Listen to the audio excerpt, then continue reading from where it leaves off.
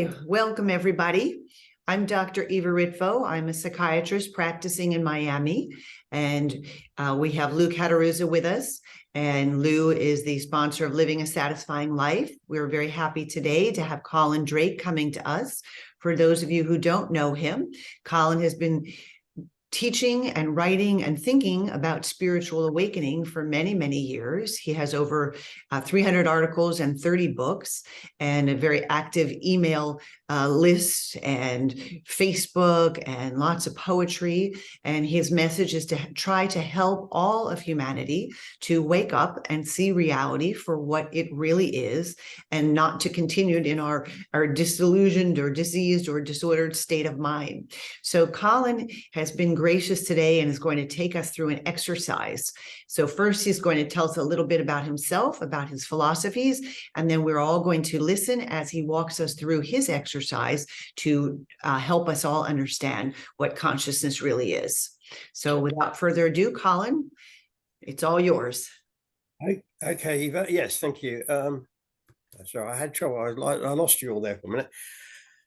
Okay, so basically what we're going to talk about today is waking up from the dream of being a separate object in a universe of separate objects. Most people would identify themselves as being a separate object in a universe of separate objects. And this is actually an illusion, which can cause a great deal of dis-ease and suffering in the world. In fact, it does. And so today we're going to talk about a very simple method for going beyond this and discovering a more valid, deeper form of identity, which we all are, we all possess, in fact. So I'll just give a quick rundown of how I came to this method, because just so you can see, it wasn't just plucked out of the air. I've now been studying and practicing yoga quite rigorously for about 18 years. Well, no, more than that. In 1996, I had my first awakening, and I had been studying yoga and rigorously practicing it for 18 years before that. So, and yoga, the word yoga actually means a method to achieve union with the divine absolute. It's much more than the way yoga is perceived in the West as just a series of physical exercises. There are many other forms of yoga, of which Raja Yoga is the main form. Now, Raja Yoga means the yoga of meditation and concentration, where the aim is to still the mind to the state where you actually can see or realize what's beyond the mind, what contains the mind, in fact. So that's Raja Yoga. And then Bhakti Yoga is the yoga of devotion. And this is where you try to go beyond the small self by surrendering to the absolute, the divine. And this is done mainly through mantra yoga. And that's quite often combined with meditation itself, with Raja Yoga. And that's what I did for 18 years. I did 2 to 3 hours every day of mantra and Raja Yoga. Then there's Kriya Yoga, which is a yoga where you do a series of mental exercises in the attempt to raise the Kundalini. I practiced that for many years as well. Then there's Yoga Nidra, which you know about, Eva, because you've been doing it lately. Yoga Nidra is a very deep relaxation technique in which this also attempts to still the mind and leaves you feeling very relaxed and calm. And within this technique, there is a resolve that you repeat 3 times at the beginning and the end. And this resolve can be used to actually deepen your spiritual life. So that's a very powerful practice. And then, of course, there's Hatha Yoga, which most people actually that's what most people call yoga. That's the yoga of physical exercises. And the aim of the hatha yoga within the yogic tradition is basically to make the body supple and fit and healthy, so it doesn't disturb you during the other yogas. It's to keep the yoga so that you can sit, for instance, you can sit cross-legged for hours doing meditation or whatever, you know. So it's basically to make the body comfortable so that it doesn't disturb you. So these are, and then there's Gyan yoga. That's the yoga of knowledge. Now, the yoga of knowledge is basically where you start to inquire and investigate into the nature of reality and into the nature of your own self. And the most usual form of that is called self-inquiry, which was it was popularized or propounded by Ramana Maharshi, a great Indian sage of the last century. And he really stressed it, and he had many devotees who he explained this practice to, and many of them actually achieved realization by self-inquiry. So having practiced the other yogas for 18 years, in 1996, I went on a 7-day silent retreat, which was actually devoted to self-inquiry. And I hadn't done self-inquiry before then. So for me, this was all new and quite exciting. And after 3 days, on the third day, I'd basically been doing my own practices, my meditation, and for a couple of days and just settling in. And on the third day, when I first undertook self-inquiry, now with self-inquiry, basically what you do is you sit in a very quiet, comfortable, meditative situation, and you deeply ask yourself the question, who am I? And you look and you try to go beyond the normal definitions of body and mind and self-image and see what lies beyond that, what contains that. So when I did this for the first time, I'd already been meditating for about half an hour before I tried it. So my mind was already quite still. And when I asked the question, who am I? With no expectation to what the answer would be, I just encountered this. I describe it as radiant aware nothingness. There was no answer to the question. There was this nothingness, but it wasn't a dead nothingness. It was radiant, and it was aware. Now, so for instance, there was the question, who am I? And then there was the radiance by which the question could be seen. There was a nothingness relative to which the question could be seen. And then there was the awareness that saw the question. So that's why I describe it as radiant aware nothingness. And having encountered that, it made me realize that within that, there is no separate I. There is just this consciousness, this pure awareness, which contains everything, actually. So that was really profound. And that was what actually woke me up to realize that. And on that retreat, then I had many other experiences, but that was the underlying essence of all the experiences that occurred.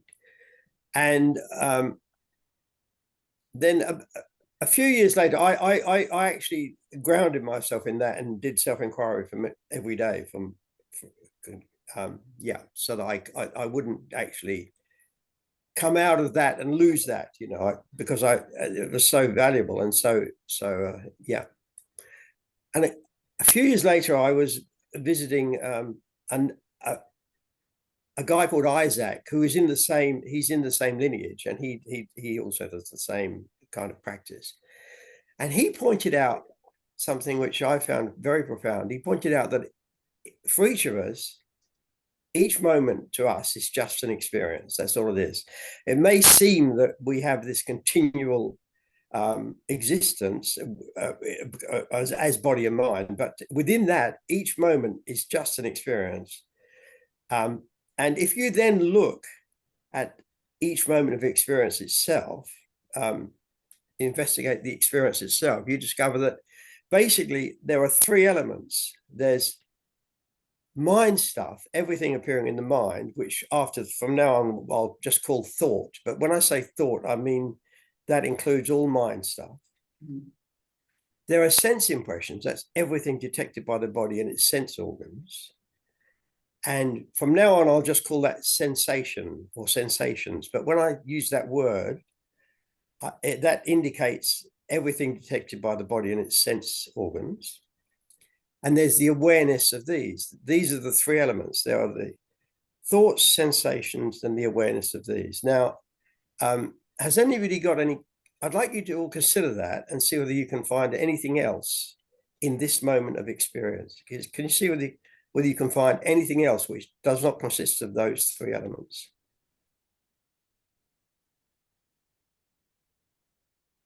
I cannot. Okay, all right. So having decided that in this moment, that's for each one of us, that there are thoughts, sensations, and the awareness of these. Now, if we consider these elements, and we are here talking about identity, what we are in essence, thoughts and sensations are just objects. They are objects that come and go, and they're always changing in awareness itself. Whereas the awareness is the constant perceiving presence of those objects. That's that which is always here. Now, if you this constant presence awareness has actually we are aware of it being present since we were born. Well, yes, it's been present since we were born. It's actually present before and after. Before we're born and after we die, but well, let's just stick with our own personal awareness, shall we say? It's the only constant that's been with us since we were born, whereas the thoughts and sensations are always changing, ever changing. So within this framework, if you ask the question, who am I looking at this? We would all believe, I think, that we've been present since we were born. So within that, the only factor that's been present since we were born is the awareness itself, not the thoughts and sensations. So if you then ask the question, who am I within that? The only answer you can come to is the awareness itself. Thoughts and sensations are ever changing. And thoughts and sensations are how we experience the body. It's the mind body itself. That's actually our experience of the mind body, our thoughts and sensations. So within that, the identification with awareness means that we are no longer identified with our mind body. They appear in that. Our thoughts and sensations appear in the awareness, but that is not what we are in essence. We are this awareness itself. Now, I will now go on in a minute to actually investigate awareness itself, because there's lots of conclusions you can come to just by investigating awareness itself. And initially, we'll start with the investigation of personal awareness, the awareness of mind body, the awareness of the investigation of sensation itself. No, experience itself, sorry. And then we can expand that to the universal. But before I carry on with this, has anybody got any questions about where we've got to? So anything anybody doesn't understand or they'd like to ask questions about? I would like to say that this is the multiple time I've heard this, and it's not that easy to grasp, but I feel like I'm getting closer to understanding it, and to made a lot of sense. So if people do have questions, don't be shy about questions. You can ask them now, or Colin said you can ask them in email later. And he's written so much that a lot of the answers are already there, and he's happy to share them because it's a new paradigm, a new way of thinking. So it does take a while. Yes, that's right. So, and that's why I stress that this practice that we're doing, this investigation of awareness, should be carried out on multiple occasions. In fact, I recommend 3 times a day until it's actually become completely ingrained. Because the change in identity, although it may seem intellectually obvious from what I'm saying, it's actually to actually integrate into your being and actually change your identity completely is much more profound. And it needs you to continually see this again and again and again until it totally changes. And it will totally change your being if you continue to see it. But if you've been living with one paradigm, it's hard to make that shift. And so just like any new habit, repetition makes a big difference. And that's then right. time you can see it. You introduced me to the concept of yoga nidra, which I was not familiar with, and I'm integrating that, and I see the changes that are occurring over time, integrating and practicing that. Yeah. Thank With all of these practices, the more you do them, the stronger they get, actually. Yeah. So okay, so now let's investigate awareness itself, just to having got to this, to the at least the intellectual understanding that this is our basis, this is what we are just pure awareness. And while we're doing this, you can actually apply what I'm saying to the experience of this moment. For instance, as you're going through this experience, you're hearing me talk and you're thinking about these things, you can actually apply the investigation to these experiences. For instance, when I say that thoughts and sensations, they appear in awareness, and that's because you can see immediately as soon as I say something, you're aware of it, so it's appeared in awareness. They exist in awareness, i.e. you're aware of them while they're taking place, and then they disappear because all thoughts and sensations vanish. But the awareness is still here, because as soon as I say something else, you're immediately aware of that. The awareness doesn't vanish, but the thoughts and sensations come and go. So you can actually apply what I'm saying to this actual investigation itself. Okay, so let's start with the awareness. The first thing about awareness is it's always absolutely still. And when I say that, that's fairly obvious by the fact that there's awareness of the slightest movement of body or mind. So you can see that awareness is still. It's silent because there's awareness of the smallest sound or the slightest thought. And therefore it's serene. I actually like to rhyme things, so you'll see why I use the word serene later. But anyway, so it's still, silent, and serene. Okay. It's here before all things. Now, at the moment, when I'm talking about things, I'm talking about thoughts and sensations, because we're just talking about this moment of experience. It's here before all things appear. Then of them, it is the seer. Then when as they must, they disappear. This is still always here, seeing the new ones that appear. Okay, now can you see all that? That's fairly straightforward. So it's pure in that these things that appear in it, the thoughts and sensations, don't taint it. They don't change it. Do you get that? It's pure. It's radiant. Now, when I say radiant, what I mean by that is that it supplies the illumination by which thoughts and sensations may be seen or noticed. And it's pristine in that no thought or sensation can degrade it in any way. So it's still, silent, and serene, and it's pure, radiant, and pristine. Okay. It's omnipresent in our experience, because experience is awareness of our thoughts and sensations. That's what we decided earlier on. Experience is awareness of our thoughts and sensations. Therefore, it's omnipresent in our experience. It's omniscient of our experience, but by the same definition, because it's awareness. Experience is awareness of our thoughts and sensations. And it's omnipotent. Now, when I say it's omnipotent, what I mean by that is that no thought or sensation, none of the things that appear in it have any power over it. They don't change it.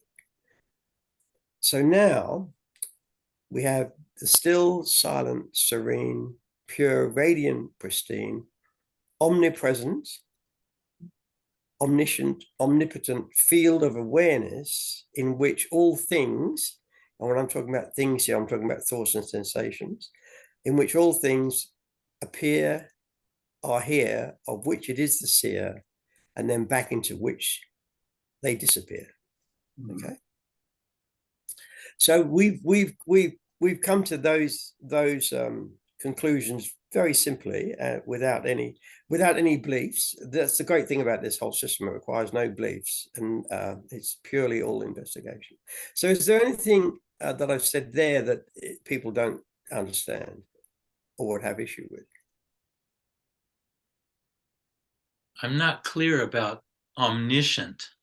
Okay, omniscient. Well, uh, uh, our experience is awareness of our thoughts and sensations. That's what it is. In this moment of experience, as we said, there are only three elements: thoughts, sensations, and the awareness of these. Okay, so experience is awareness of our thoughts and sensations. Okay, you got that? Mm-hmm.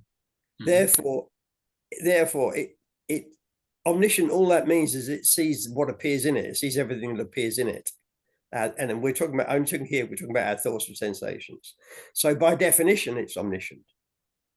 Mm-hmm. You with that? Mm-hmm. Yeah. Yeah. Okay. Good. Right. So if everybody's reasonably okay with that, we can move on. We can expand this now to the universal. Mm. Because what we've been talking about here at the moment is just our own personal awareness of our thoughts and sensations. But this is expandable quite simply. And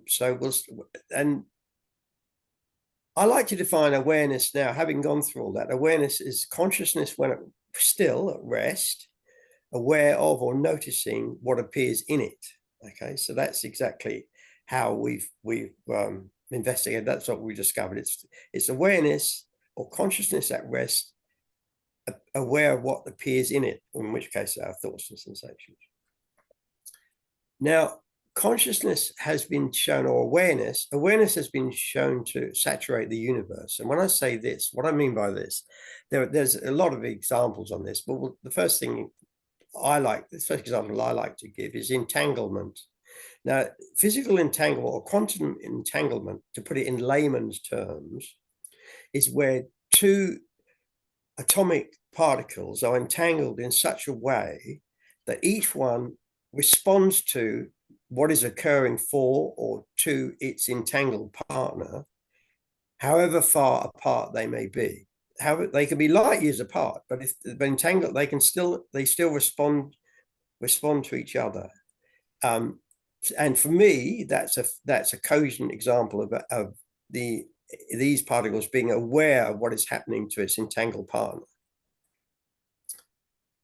And there's electrons. Electrons have been shown to change their form from waves to particles when they're being observed. So for me, this is an example of electrons being aware of an observer being present when they change from wave form to particles. And if you want to if you want to investigate that further, if you Google the double slit experiment, it explains it very simply, and it's quite mind-blowing actually. You can Google entanglement too, of course, to find out what that. So, and then if you're coming up, I'm sort of coming up here. We started off with the smallest atomic particles, then we moved to electrons.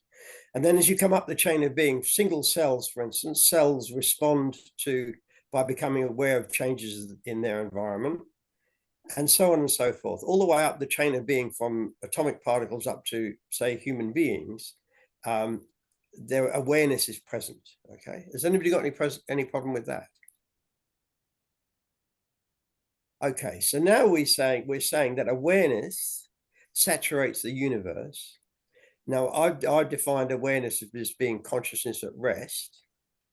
So from that, I come to the fact that there is this aware stillness, or this resting consciousness that saturates the entire universe,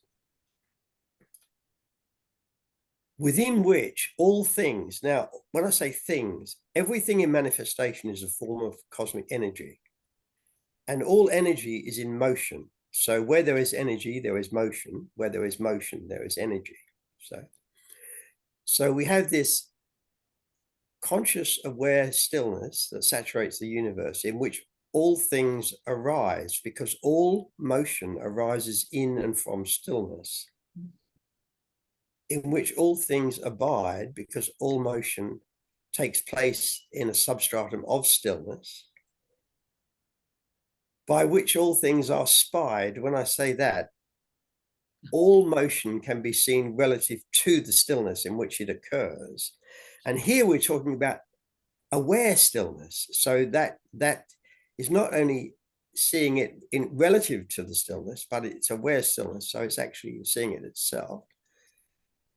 and into which all things subside, because all motion subsides back into stillness when it runs out of energy. So we have this conscious, aware stillness which saturates the universe, in which all things arise, abide, are spied, and subside. Now, has anybody got any problems with that? Okay, right. So now we can extrapolate on that. So once again, this is pure. This aware stillness is pure in that anything that appears in it, doesn't change it in any way. It leaves the aware stillness as is. It just comes and goes within that. It's radiant in the same way that it provides the illumination by which these things, these movements in that, or series of movements in that, can be noticed or seen. And it's pristine in that these movements, these things that appear in it, do not degrade it. So it's pure, radiant, and pristine. By definition, it's still, therefore silent and serene. Any problems with this so far?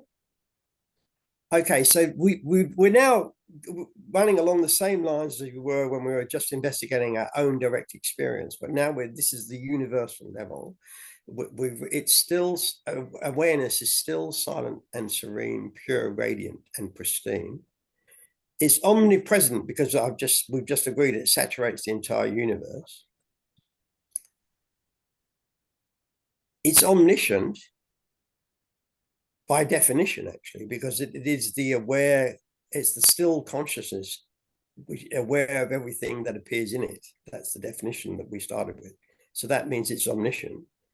And it's omnipotent in that no thing that appears in it has any power over it. Everything comes and goes in that, leaving it unchanged. So now, at the universal level, as at the experiential level, we have exactly the same. We have the still, silent, serene, pure, radiant, pristine, omnipresent, omniscient, omnipotent, in this case, ocean of consciousness, in which all things arise, abide, are spied, and subside. So has anybody got any problems with that? Just a question. Yeah. Do the things have an essential nature?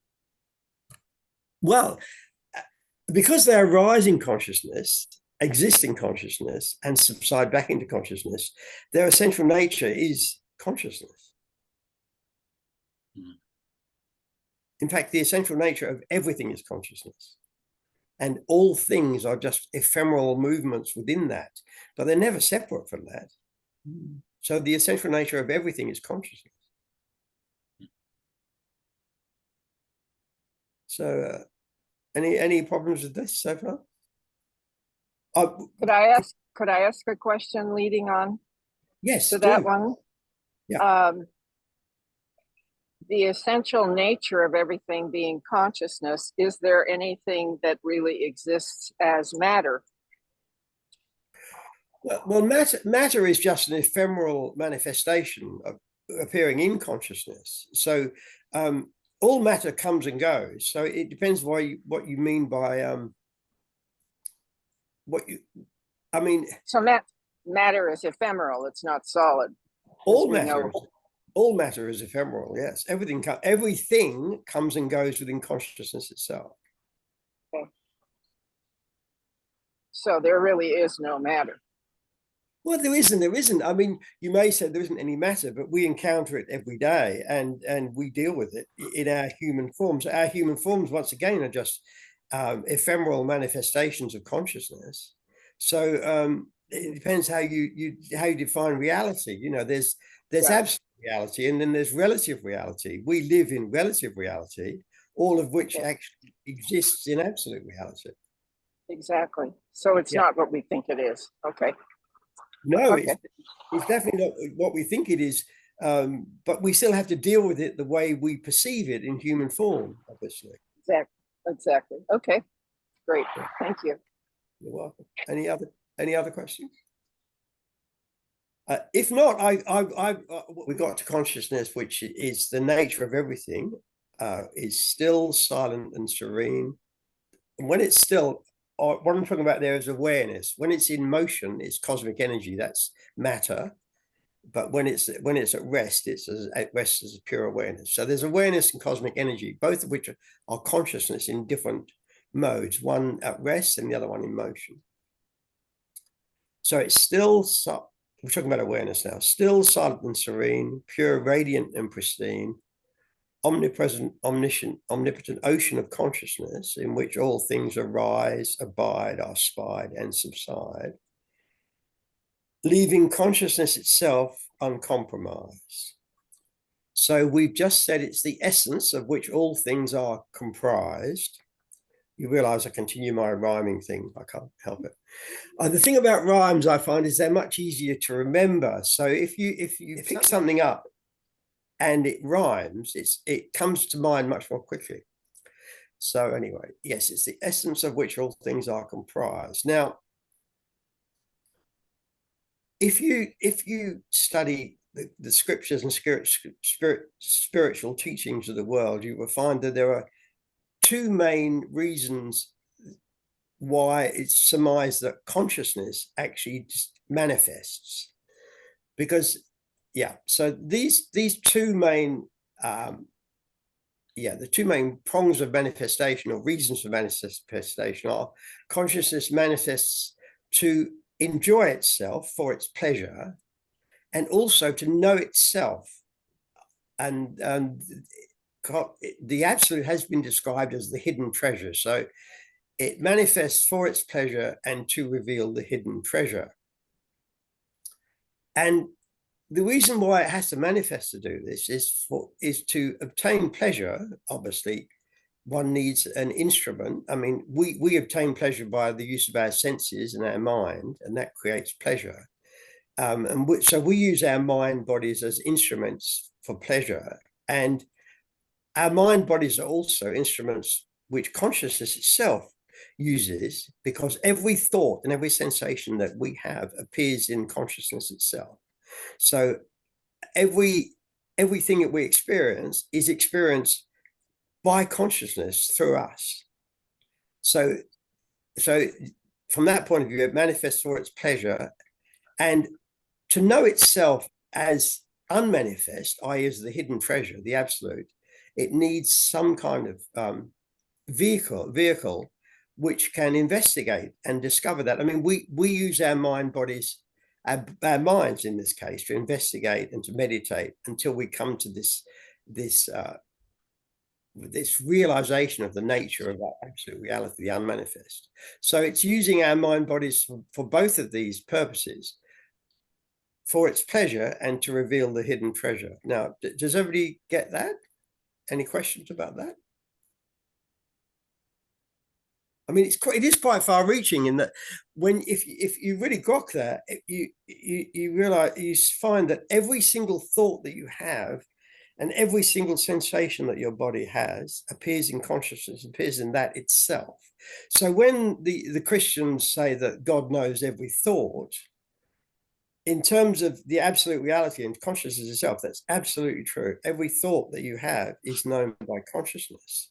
The difference here, though, is between this and the Christian view is the consciousness itself, the absolute, is non-judgmental, completely non-judgmental. So there is no worry about heaven, hell, or being judged, none of those things. It's a non-judgmental absolute reality, which is just aware of our thoughts and sensations.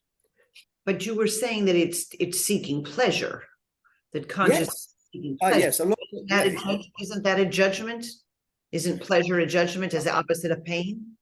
No, I regard it as a feeling, really. You know, I mean, you can judge it when you're judging it. That means you're saying it's good or bad. That's the judgment, but it's actually just a sensation. It's a feeling. You know. It's a mixture of thought and sensation, but it's still a feeling rather than it's an experience rather than just a mental judgment. The judgment is when you say it's good or bad. But why would consciousness then be seeking pleasure, a good feeling, as opposed to avoiding pain? Well, unless you have a judgment. You could actually expand it and say it's seeking experience of Right. its own manifestation. Yeah. That's a People wide with definition. pain. That's a wide, Right. yes, that's a wider definition, but that's even better actually. Yeah. The word love to me means no separation. So when within the absolute itself, that's the unmanifest and the manifest, there is no separation, and that is a state of absolute love. So when you misidentify as a separate being in a universe of separate beings, this is where we started, you actually lose that. You have the feeling of separation from everything else, and then you no longer have that. You no longer feel that love. Love is the feeling of no separation, the feeling of oneness with the absolute. That's pure love in its purest form. So yes, that's right. Yes, yeah. So it manifests. The reason I use the word pleasure is you could argue that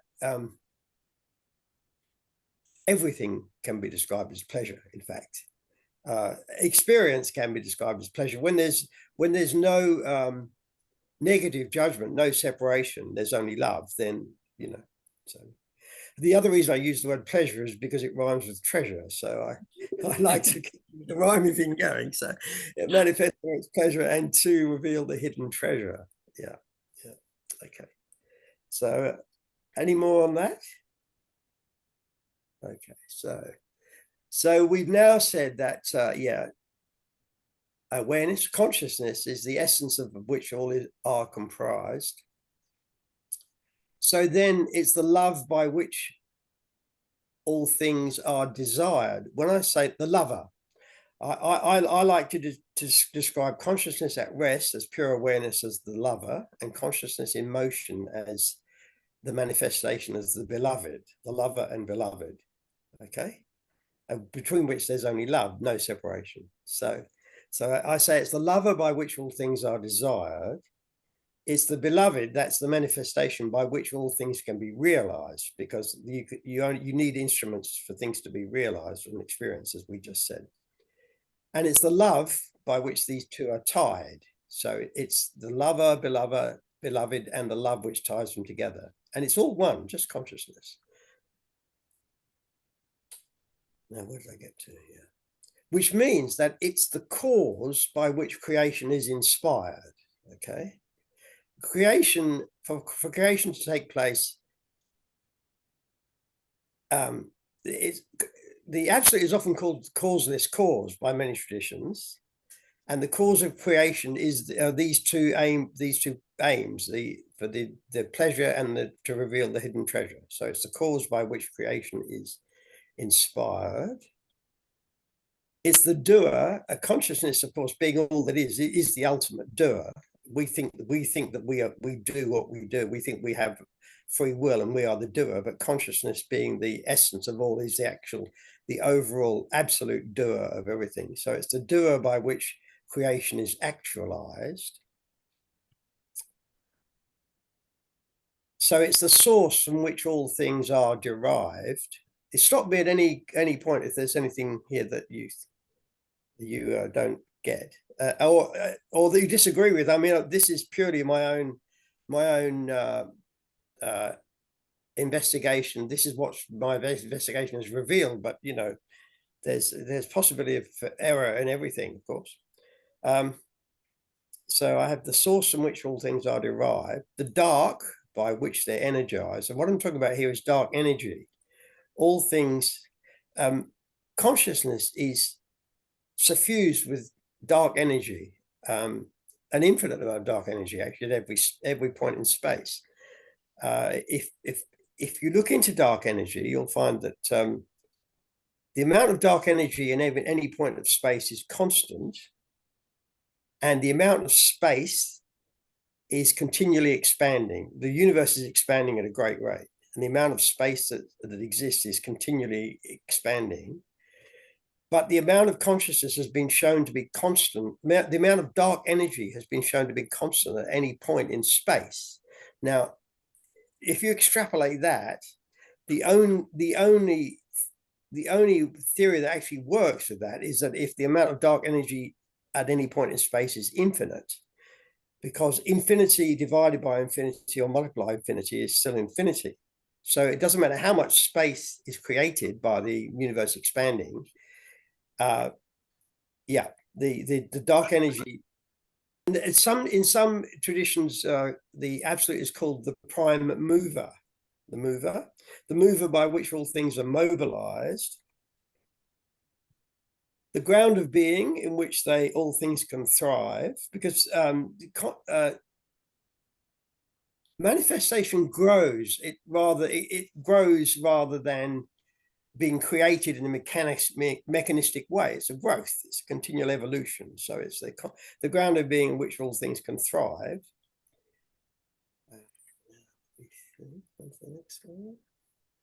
Yes, it's the radiance by which all things can be recognized, because for anything to be seen or appear in awareness, it must be illuminated. So it's the radiance by which all things are recognized. It's the nothingness in which no thing can hide. For instance, I'm looking at you, Lou. I can see you in this background of space behind you. That's the nothingness, and you're in the foreground. Now, if you were completely in a solid mass, or if for a start, if there was no light, I wouldn't see you. You wouldn't. And if you were then in a solid mass of rock, for instance, I wouldn't see you either. I see you relative to the nothingness or the space. And then it's the awareness by which these things are spied. So my perception of you requires radiance, to see the illumination by which I can see you, the space in which I can see you, and the awareness by which I see you. Which means it's the perceiver of all things that are materialized. It's the knower by which all things are cognized. Now, when I say that, what I mean is that every single piece of knowledge that is gained by anything in manifestation appears in awareness itself. Every thought that you have, everything that you know, appears in awareness. So awareness is the ultimate knower. It's the enjoyer by which all things are prized, because all enjoyment appears in that in the same way. And then coming back full circle, it's the radiant aware nothingness in which all things reside, and back into which all things subside. So that's the whole stream as far as I've got so far. So your suggestion at the beginning was that people take themselves through this similar inquiry on their own to try to understand the true nature of reality, and not to be diluted by this nature of reality that we're indoctrinated with, which is that we're all this mind body, and then people put beliefs around that, whether it's Catholic or Jewish or Buddhist.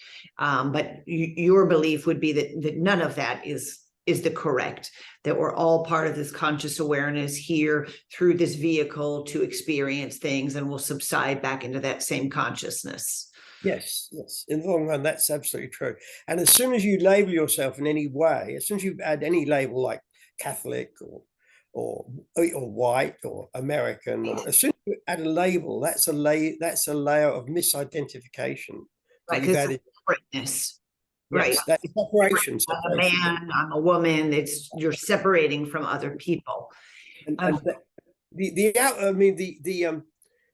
The outcome of realizing that one is actually just pure awareness itself. This is one's essential identity. Are many outcomes. So one of the main ones is that you develop agape, that's universal love, because you realize that all other beings are of the same essence as yourself. Especially, I'm talking here about within human love, rather than, although you can, of course, eventually you develop love for the whole of creation. All other humans, all other beings are of the same essence as yourself. And there is, in fact, in that, there is no separation. So in that, there is only universal love and regard for other beings. And that's just an outcome of realizing that we're all of the same essence. Beautiful. Let's hear from Colin, because I see we're almost at the end of our hour. Colin, yeah, I mean, press that before we stop. Yeah, what you were saying there, Lou, that's quite right, and that's why all people that have awakened in any shape or form and have pointers to help others to awaken need to spread those pointers as widely as they can, and to help as many people as they can to awaken. I mean, the more people that awaken, it will spread. You know, it will become a chain reaction. But we all have to keep. It's like in an atomic bomb, it's a chain reaction. One electron splits an atom, and then 2 electrons come, and so on and so forth, and you end up with a chain reaction. So we'll have to inspire those around us as much as we can, all the time, and we have to stay awake and alert to our own essence at all times, and then we will exude that without even saying anything. People will pick it up just by looking at us and being with us, and they will feel that energy coming from us. And that will said one thing that was very interesting, which is that the amount of dark matter is not increasing as the universe is expanding. So I was wondering if that then leads us to a natural evolution of more of consciousness and the diminution of the effect of the dark matter, so that not only as we are humans are evolving, but the whole universe is evolving and shifting into that more enlightened space. Constant, that is constant per unit of space. And the fact that space is expanding at an ever increasing rate can only mean, if you do the maths, it can only mean that the amount of dark energy that's available at any unit of space must be infinite. Right. Because infinity multiplied by infinity is still infinity, you know.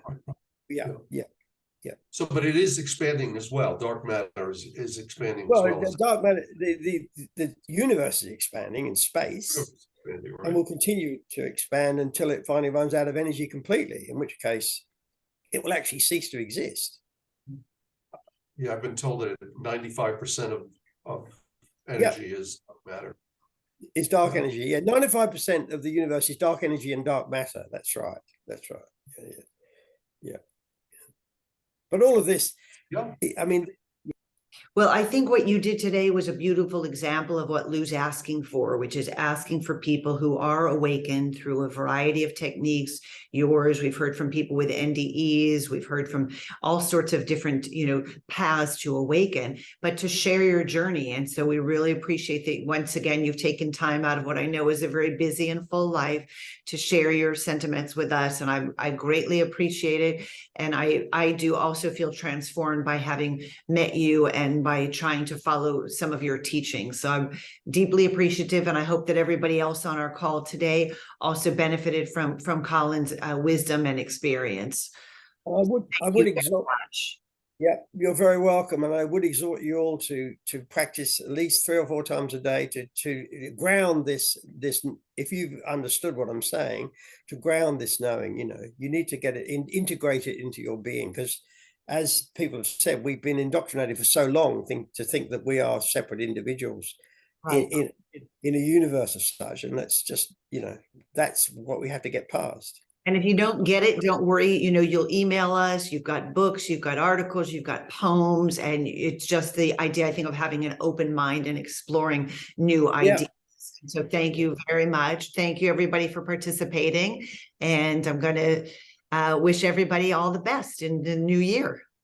And to you all, yes. Thank you. Thank you all. Thank you.